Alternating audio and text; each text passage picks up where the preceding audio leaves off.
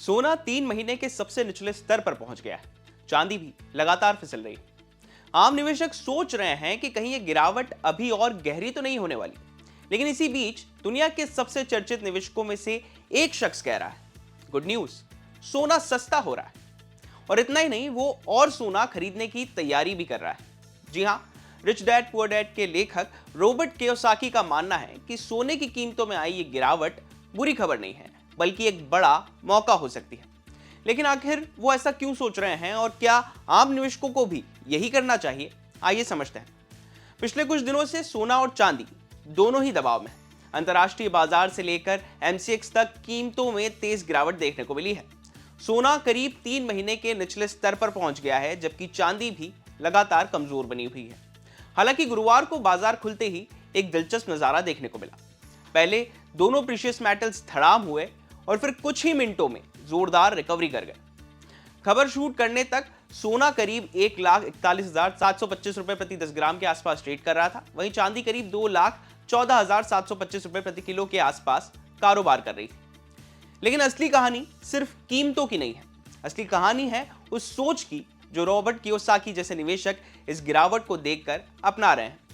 सोने और चांदी की गिरावट के बीच कियोसाकी का एक पोस्ट सोशल मीडिया पर तेजी से वायरल हो रहा है। उन्होंने लिखा कि अच्छी खबर यह है कि सोने की कीमतें गिर रही हैं। मैं तकनीकी संकेतों का इंतजार कर रहा हूं और फिर और सोना खरीदूंगा।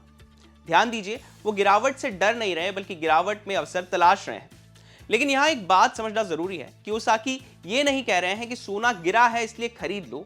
वो ये कह रहे हैं कि पहले ये समझो सोना गिर क्यों रहा है।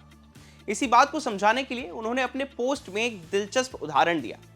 मान लीजिए आपके शहर में किसी इलाके में घरों की कीमत अचानक गिर जाती है, तो क्या आप तुरंत घर खरीद लेंगे? शायद नहीं। सबसे पहले आप ये जानने की कोशिश करेंगे कि कीमत गिरी क्यों है। अगर पूरे इलाके का भविष्य खराब दिख रहा है तो सस्ता घर भी महंगा सौदा साबित हो सकता है। लेकिन अगर इलाके की संभावनाएं मजबूत हैं तो वही गिरावट शानदार मौका बन सकती है। कियोसाकी कहते हैं कि सोने के साथ भी उनका यही नजरिया है। वो सिर्फ कीमत नहीं देखते, वो वजह देखते हैं, अर्थव्यवस्था की दिशा देखते हैं और फिर फैसला करते हैं। उन्होंने ये भी बताया कि उनके पास मौजूद ज्यादातर सोना उस दौर का है जब इसकी कीमत करीब $300 प्रति आउंस थी। यानी वो रोजाना की उठापटक पर दाव लगाने वाले ट्रेडर नहीं है, बल्कि लंबी अवधि का नजरिया रखने वाले निवेशकों में से एक है। और शायद यही वजह है कि बाजार में गिरावट उन्हें डराती नहीं, बल्कि सोचने पर मजबूर करती है। अब सबसे अहम सवाल, क्या मौजूदा गिरावट वास्तव में खरीदारी का मौका है या अभी और गिरावट बाकी है? दरअसल सोने पर दबाव की सबसे बड़ी वजह है मध्य पूर्व में तनाव का कम होना और अमेरिकी ब्याज दरों के बढ़ने के संकेत। जब दुनिया में डर बढ़ता है तो निवेशक सोने की तरफ भागते हैं, लेकिन जब हालात सामान्य होने लगते हैं तो पैसा फिर से डॉलर और दूसरे एसेट्स में जाने लगता है। यही वजह है कि हाल के दिनों में सोने में कमजोरी दिखी है, लेकिन दूसरी तरफ कई बड़े निवेशक इसे करेक्शन मान रहे हैं, क्रैश नहीं।